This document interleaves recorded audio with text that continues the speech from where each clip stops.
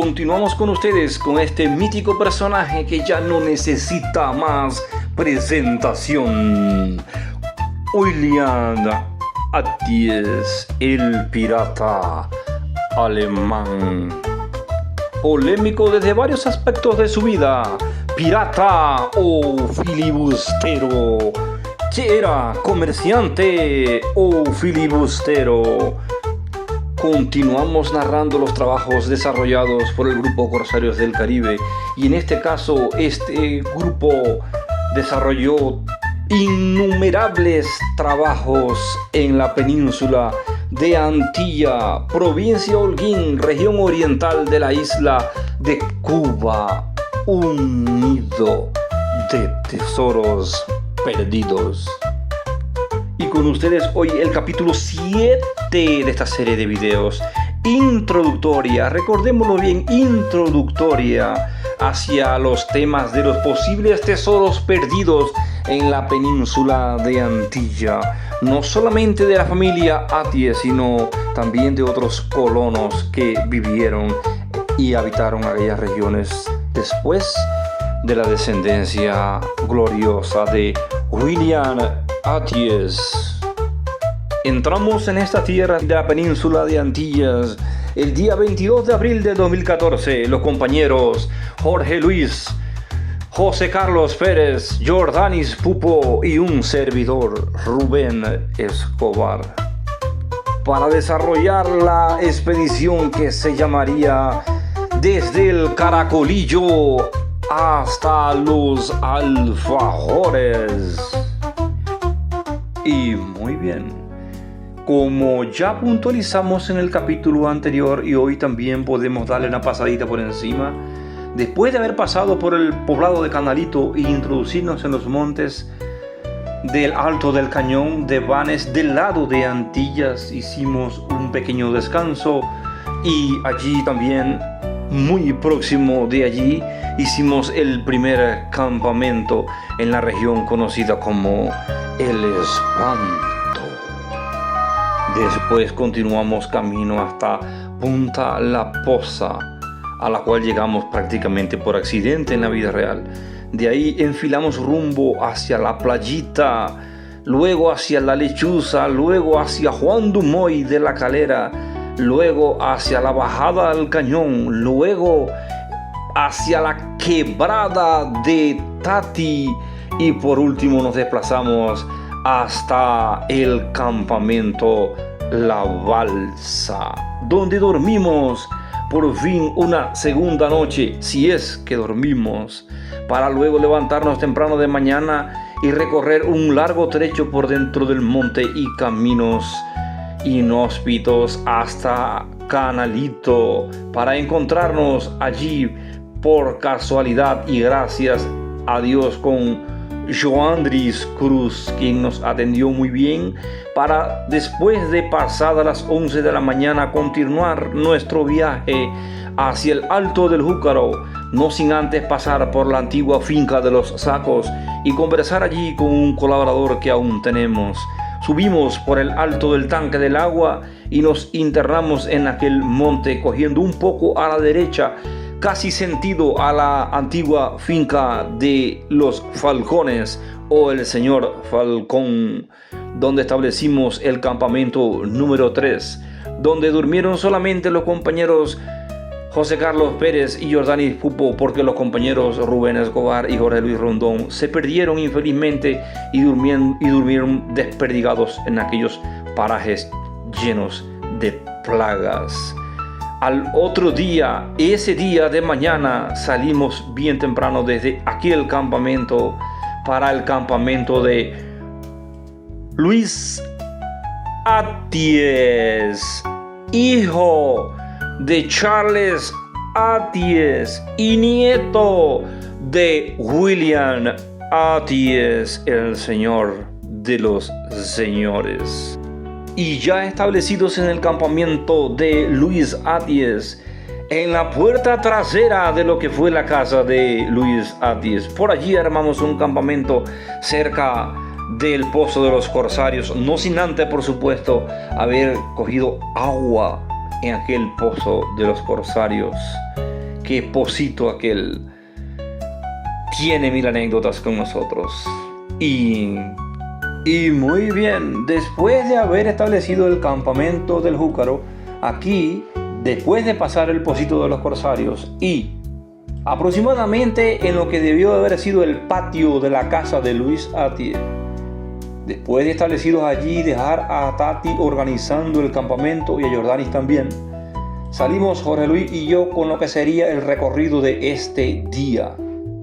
Salimos sentido el paso de Camila.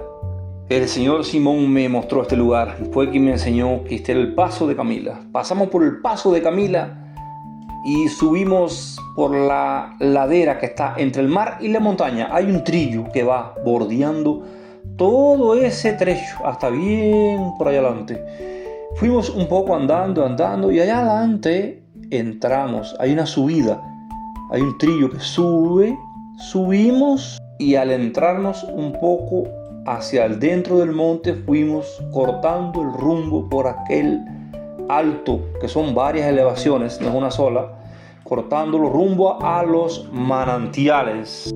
Y allí en los manantiales hicimos la primera lectura, el primer emplazamiento lo hicimos allí. Y este primer emplazamiento él arrojó 5 señales, 5 lecturas, las cuales no voy a llamar por su nombre, o sea, por sus grados.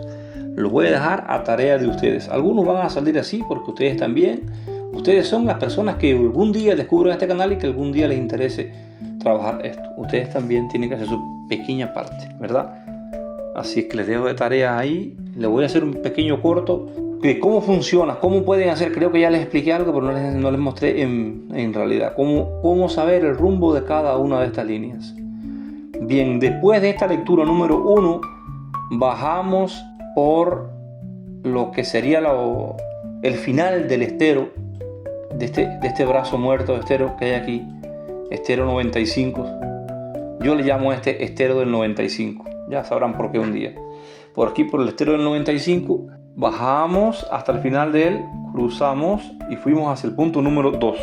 En el punto número 2 realizamos allí 1, 2, 3, 4 lecturas. 1, 2, 3, 4, 5 lecturas. 5 lecturas. Están aquí sin rumbo, sin grado. Con rumbo, pero sin grados. Esa tarea es de aquel que le interese. Continuamos del punto número 2 hacia el punto número 3. Y en el punto número 3 es ahí donde comienza el callito. Hay un callito, hay una lomita ahí, una elevación, un pequeño morro que forma un callito. Pero tiene acceso por tierra. Él tiene un pequeño acceso por tierra, no hay que meterse en el agua. Allí, en el número 3, realizamos 1, 2, 3, 4, 5 lecturas. Salimos de esta número 3, retrocediendo un poquito atrás y retornando más hacia el estero de Canalito. Esos punticos blancos que están ahí son puntos de observatorio, lugares donde nosotros nos detuvimos a mirar, a observar y continuamos adelante. Continuamos adelante hacia la posición número 4. La posición número 4 tuvo una lectura, 2, 3, 4 lecturas. Una va hacia lo que fue el campamento de la balsa por allá y las otras van hacia el otro lado del estero. Del punto número 4 continuamos bordeando el estero de Canalito. Hicimos un punto de observación también, se ve el puntico blanco allí. Continuamos y en este lugar, que es una saliente de piedras, hicimos otra lectura. Esta dio una señal hacia adentro, hacia el estero 95. La otra fue hacia el monte, hacia más o menos la lechuza, y la otra bordeó el monte por todo el estero, digamos, entrando hacia la ensenada Canalito. Bordeó ese borde de monte por ahí, ¿verdad? De este punto número 5 salimos hacia el punto número 6, pero antes de llegar a él también hicimos un punto de observatorio. Miramos, observamos. Ya llegamos al número 6 y desde el número 6 salieron 1, 2 y 3 lecturas. 3 lecturas salieron desde este. De ahí continuamos por ese mismo rumbo. Entramos a la derecha, monte adentro, y dimos una explorada, unos caminos bonitos que hay ahí. Que bien bonitos los caminos. Están bien conservados algunos caminos, pero no salen a ningún lugar. Se pierden en el monte. Volvimos para atrás y continuamos bordeando el estero de Canalito para pasar por unas depresiones difíciles de bajar allí. Y yo nunca había estado en aquel lugar, nunca. Fue la primera vez. Allí hay cosas extrañas allí. Hay como ruinas, hay cosas extrañas allí, en aquel lugar. Y eso es entre el 6 y el 7. Hay un lugar en el camino donde hay 3 bifurcaciones de líneas azules. Ahí llegamos, hay una marca que pega a la derecha y hay otra que coge a la izquierda, que es la que va hacia el punto 7. En este triángulo de caminos aquí es donde yo digo que hay cosas raras allí. Hay movimientos allí de cosas extrañas. Después de esta expedición, después de esta hubo más trabajo en Antilla, pero después de esta expedición hubo una expedición que se llamó la Batalla de Napoleón. Y Simón, los compañeros, Yania Méndez, mi esposa, Michael Martínez, está en Estados Unidos actualmente, Rolando Núñez Naranjo, Rafael Simón y yo estuvimos en este lugar, pasamos por aquí. Y Simón me explicó los porqués de aquellas cosas extrañas en aquel lugar. Él me explicó todo. Un día vamos a llegar allá. Bien, ahí pasamos por ese lugar y llegamos al punto número 7. Antes del punto número 7 hay un pequeño alto que hicimos para observar el estero y observar aquellos parajes de allí. Desde el punto número 7 salió una señal para adentro del monte. Salió otra señal que cogió para atrás, rumbo casi que para el Callito. Otra señal hacia el lado del estero y la otra señal hacia Doloma, hacia uno de los lados de Doloma, porque Doloma, los dos lados se llaman Doloma. Punta Doloma, pero los dos lados es Doloma, de un lado y del otro. Bien, de aquí seguimos caminando y llegamos hasta un puntico que está más adelante, después del 7, que no hubo lecturas, casi en Punta Doloma, pero no llegamos a Punta Doloma. No recuerdo por qué. En ese punto observamos y retornamos para atrás, pero por dentro del monte. Qué tarea aquella, difícil. Es un lugar ahí que parece... Es el lugar más difícil que me ha tocado explorar en la península Antilla. Este lugar de aquí. Eso es horrible, ese lugar ahí. Horrible. El tipo de vegetación que hay allí, eso es horrible. Jorge Luis Rondón debe recordarse. La que pasamos allí nosotros, para atravesar todo eso. De ahí seguimos otro punto observatorio más adelante. Seguimos otro punto más adelante, dando tumbos a un lado y a otro, intentando salir de aquella barbaridad. Después supe con Simón que toda esa situación de esas malezas tan malas, tan espinosas, tan breñosas, fueron producto a que después del triunfo de la revolución hubo una escalada de buldoseo. Se buldoceó muchos lugares, se metió máquinas, se buldoceó mucho. O sea, se destruyó muchos frutales, muchas cosas, no sé para qué, no se sabe por qué. Y ahí se dio mucho buldo, mucha máquina. Y es verdad, están los vestigios ahí. Y dice que entonces salió aquella vegetación como maldita, Y es bien feo eso ahí. Ahí establecimos un punto número 8. Y en ese punto número 8 realizamos allí 4 señales. Ya yo estaba sin vida prácticamente. Desbaratado, arañado, desguazado por donde quiera de las espinas. En ese punto número 8 salieron esas 4 lecturas y observen que una va rumbo a los sacos, para allá. Es importante eso ahí.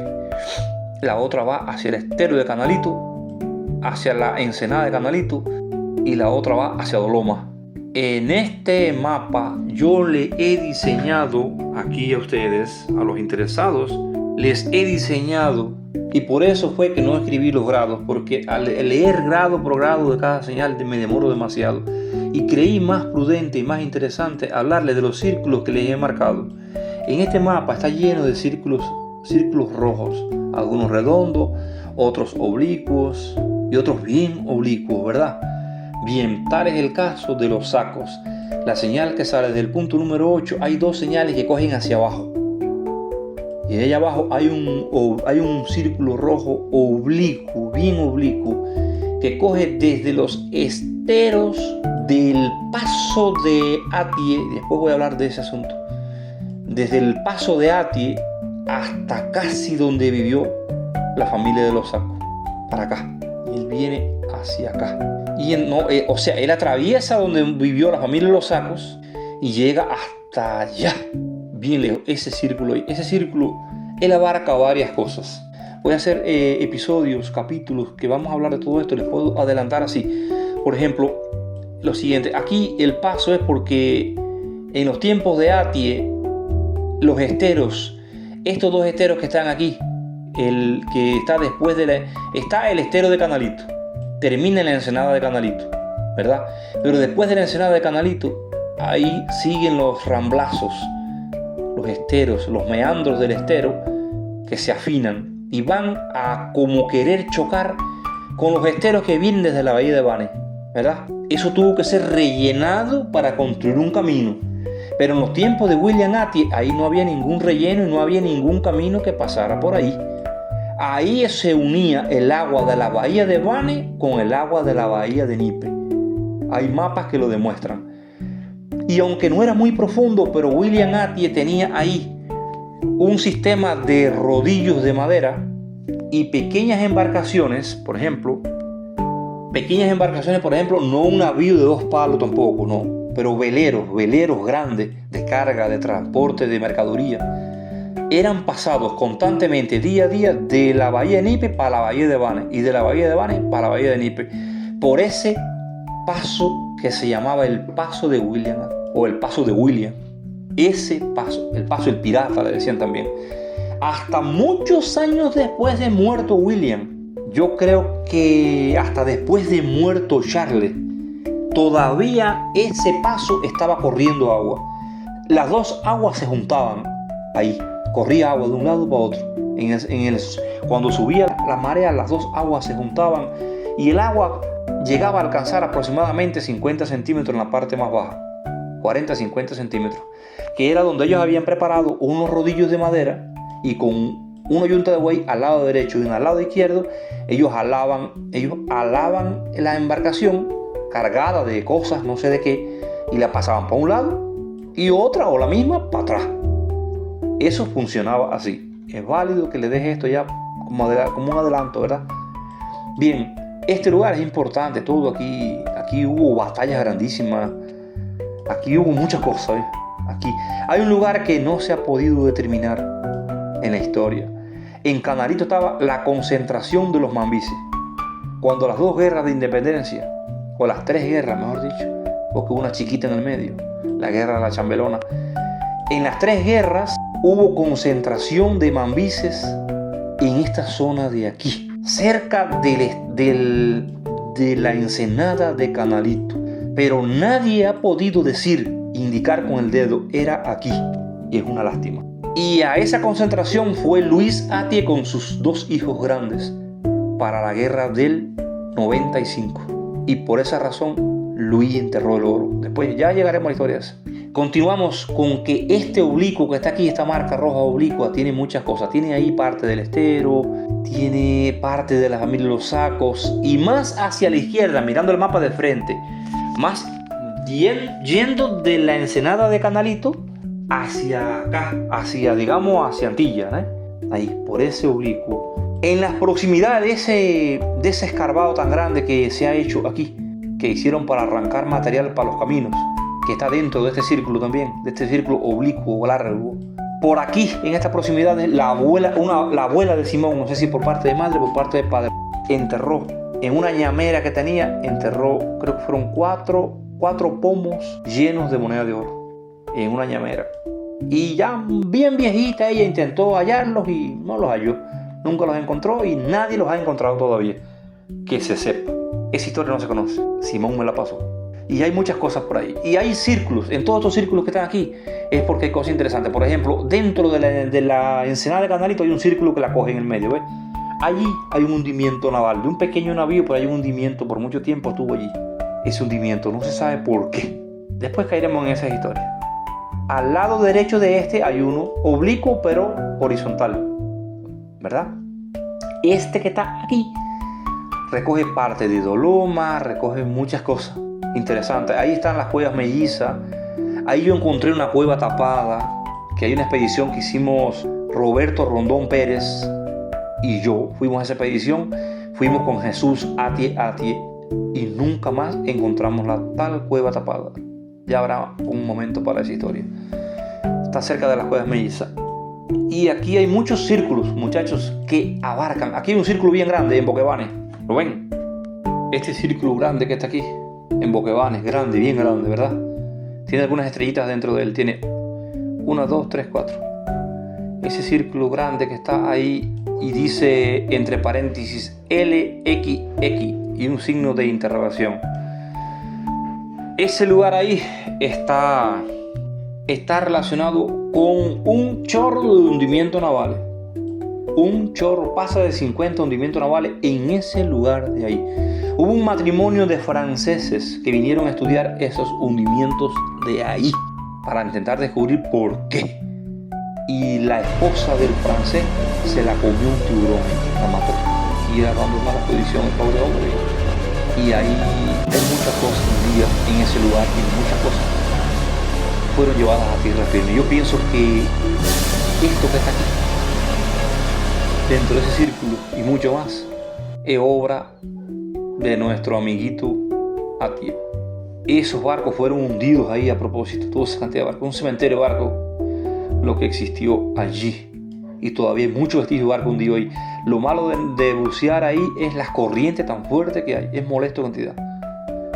Pero los bravos pueden intentarlo. Hay muchas cosas ahí. Todo eso que está hundido ahí no tiene ningún valor arqueológico, porque todo eso que se hundió ahí fueron barcos que se les dieron candela. Y si se les dieron candela a más de 50 navíos, que se tiene el número de 70 y un poquito más de 70. Todo lo que esos barcos tenían de valor fue llevado para las posesiones de Atie. Y por ahí está, todo eso perdido. Cuando yo les digo que esta región que estamos trabajando, la parte de Antillas, también la parte de Bane, es una región rica, muy rica. Es cualquier cantidad de cosas puede haber en este lugar. Pueden estar seguros. Cualquier cantidad de cosas puede haber en este lugar. De ahí tenemos también aquí un círculo bien grande en la región de Doloma, aquí, alrededor de entre el punto 6 y el punto 7. Una región importante también ahí. Aquella punta que está allí, entre los puntos 4 y 5, y del lado de allá del cañón, del lado de allá, del lado del cañón, del otro lado, no del lado de donde se hizo la exploración ahora, sino del otro lado, hay un mismo allí, hay una punta, hay una loma ahí, hay una lomita ahí, unos morritos. Eso ahí es importante. Hay aquí también entre la cueva de la Lechuza y Juan Dumoy, en ese tramo de ahí tracé otro círculo, se cruzan muchas líneas allí. Y yo sé por Simón que en ese alto de ahí, ahí se encontraban hace muchos, pero muchos años y años atrás, se encontraban monedas de oro en ese alto, en el mismo lugar, cerca una de otra. Algo hay por allí. Y también allí hubo un barco que se le dio candela, y no es los dos barcos que están frente a la Lechuza, no tienen nada que ver. Hay otro barco que se le dio candela más para abajo de la Lechuza, que Piti Palacio me lo mostró allí. Y Jesús Atie me habló de ese barco quemado. Y lo que ese barco tenía fue llevado para adentro. Y más adelantico, donde ya casi termina esa vuelta de ese vacío ahí hubo otro hundimiento que no se supo bien determinar si fue quemado, si fue hundido, si fue... Y un lugar como esto, un hundimiento, es seña de que es un robo, un asalto. Y las cosas fueron ¿para dónde? Para el monte, a esconderse. Por eso es que Juan Dumoy es muy importante. Juan Dumoy, la Lechuza, esa región de ahí, del lado de Bane, del lado de Antilla, perdón. Esa región ahí es muy importante, muy importante. Acá en la ventana del cañón, ahí Piti y yo buscamos mucho una cueva que se llama la Cueva del Muerto. La Cueva del Muerto. O la Cueva del Disparo. Que hay una historia ahí que me contaba, ya llegaremos allá. Y hay unas cosas ahí enterradas en esa cueva. Encima de ella, allá del lado de Bane, ahí había un navío pequeño, él dice como algo de mercadería o algo así, que estaba hundido allí, uno y detrás de él otro. Y él me contaba una historia de ese lugar de ahí, un poco con mangle, un poco difícil de subir por allí, pero dice él que tiene que haber habido en su vida muchos años atrás, porque por ahí para adentro había un camino y vivía una familia ahí en ese alto, y esa familia cuidaba algo en ese lugar, no se sabe qué. Y acá les marqué el entronque donde comienza el Cayo La Raya y donde termina el istmo de la parte del Alto de Bane, ¿verdad? Ahí. Esa región, ahí hay dos hundimientos navales pequeños, pero habían dos hundimientos navales ahí atrás del Cayo La Raya. Detrás del Cayo La Raya, la punta del Cayo La Raya es muy importante. Y el Cayo La Raya en sí tuvo 3 entierros. Si están o no, no lo sé. Yo no saqué ninguno. De ahí está marcada la punta del Júcar afuera. Ese lugar es importante. Aquí hay un entrante y saliente. Debajo de punta del Júcar afuera hay un entrante ahí. Hay mangle y eso ahí. Es un lugar importante. Ahí vivió una gente. Ahí viene aquí donde nosotros acampamos, el campamento La Balsa. Ese lugar está premiado. Ahí está el lugar llamado la Punta de la Virgen. Ahí se sabe, clarito, por nombre y apellido, lo sabemos. Simón me lo contó, yo le escribí todo. Ahí un señor perdió una pierna. Ahí un señor encontró una caja que la soltaron en esa punta. En esa punta. Hay un punto blanco ahí, mírenlo ahí. Hay un punto blanco aquí abajo, que ahí es donde nosotros dormimos. Y más arribita en la puntica hay un punto. Aproximadamente en esa región de por allí hubo un señor que descubrió una cajita de bronce, no muy grande, pero una caja que era de bronce enterrada en el fango, en el costado ahí, encajada ahí. Y esa caja dice que tenía una cadena enrollada, mucha cadena enrollada, ya llena de escaramuza. Y él intentó romper esa cadena. Él llegó a su casa, cuando él lo rescataron, él se reventó las uñas de los dedos, se sacó las uñas de los golpes, se zambullía con una piedra y golpeaba para romper. Y no pudo, y en eso lo sorprendió un tiburón y le arrancó una pierna. Y él no quiso decirle a los hijos dónde era el lugar exacto, pero es por ahí, por ese lugar que está ahí. Y seguimos caminando por aquí, hay más círculos de estos, hay muchos más. Hay un círculo aquí encima de la cueva de Bernardo, la Laja Perdida, el impacto de 2400 metros. Ahí ese lugar, por amor de Dios, eso está premiado ahí, con toda certeza. Lo siguiente, ahí ya hubo un descendiente de los Atie, un nieto de Luis Atie, que se encontró un entierro de oro ahí. Él abrió, me levantó una laja, prima hermana de la laja que yo descubrí, y él consiguió sacar de ahí un poco del oro que había, no todo.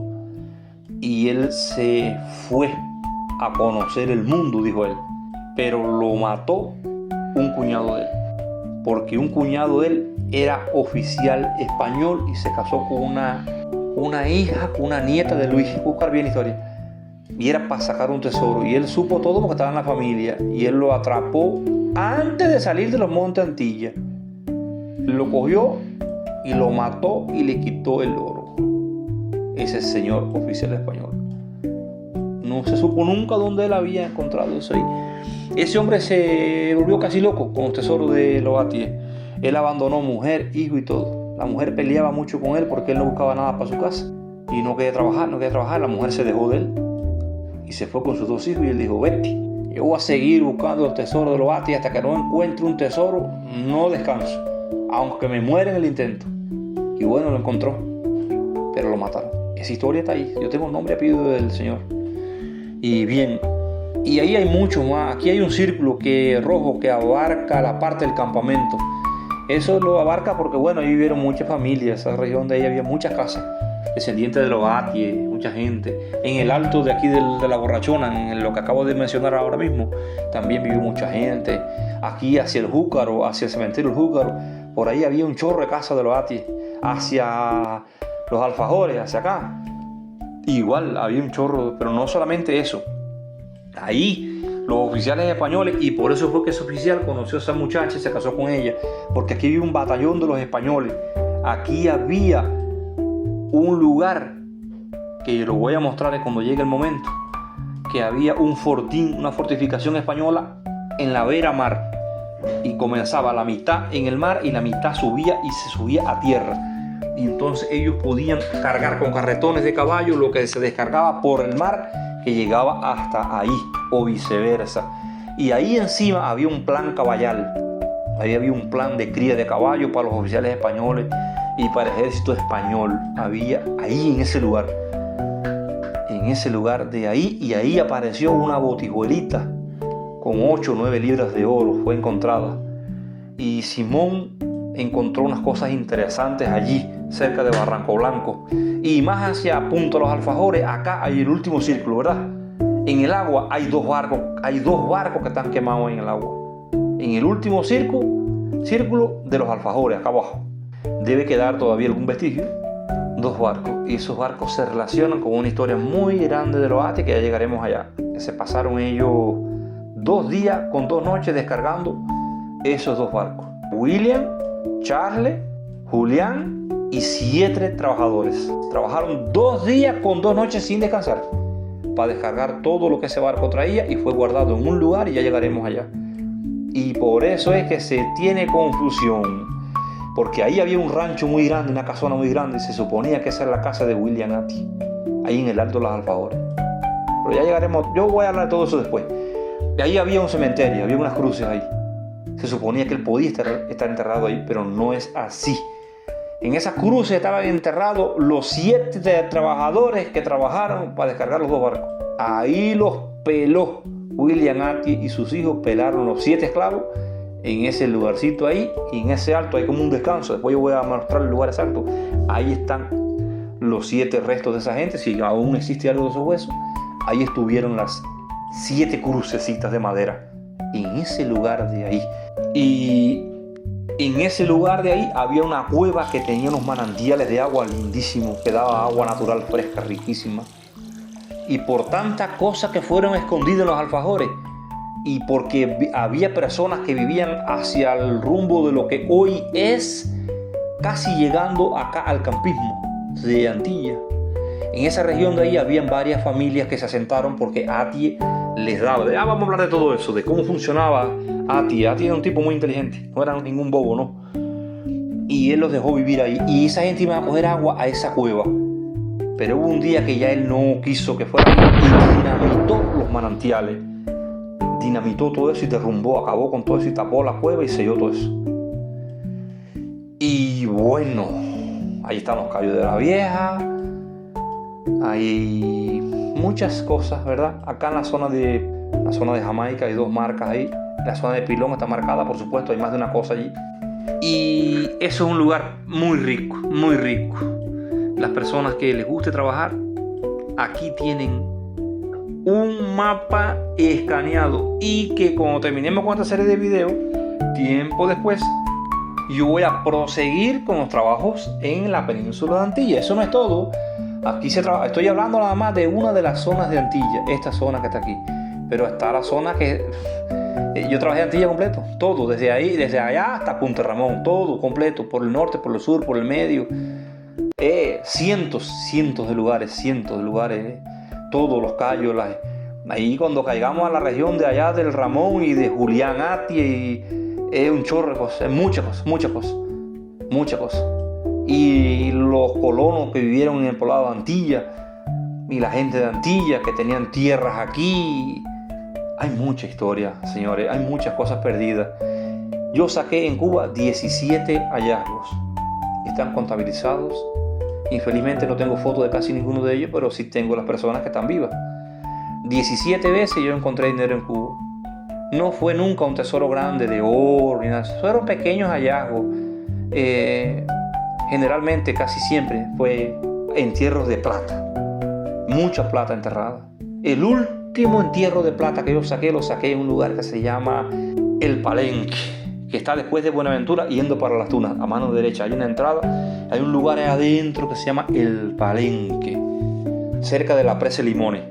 Allá hay una historia de un comerciante, de un moro, que enterró 4 ollas llenas, 4 vasijas grandes llenas de plata y la botijuela llena de oro. Sin querer habían aparecido 3 de las vasijas grandes de plata, pero faltaba una y yo la encontré. Tenía 14 kilogramos de plata en monedas lindísimas dentro. y quedé de ir a buscar la botijuela llena de oro y nunca más volví allá. Y estoy seguro que está allí, porque eso no se sabe. Muchas cosas perdidas, muchísimas. Y bueno, muchachos, esto ha sido un video largo, pero quería explicarles unas cuantas cosas, ¿verdad? Y hasta el próximo video, mis queridos. Si les gustó, de un like. Si no les gustó, de un dislike. Si quiere, se suscribe. Y si no, tampoco no se suscriba. No importa, yo voy a seguir haciendo mis videos porque amo mi trabajo y voy a subir más de 2000 historias a este grandioso canal para el servicio de todos los que les guste todo esto, y a quien no les guste pues los entretiene porque son historias bonitas. Este es su canal, el canal de las historias internacionales del grupo Corsarios del Caribe. Y sin más les digo que mi hijo pequeñito de 6 años y medio hoy es quien va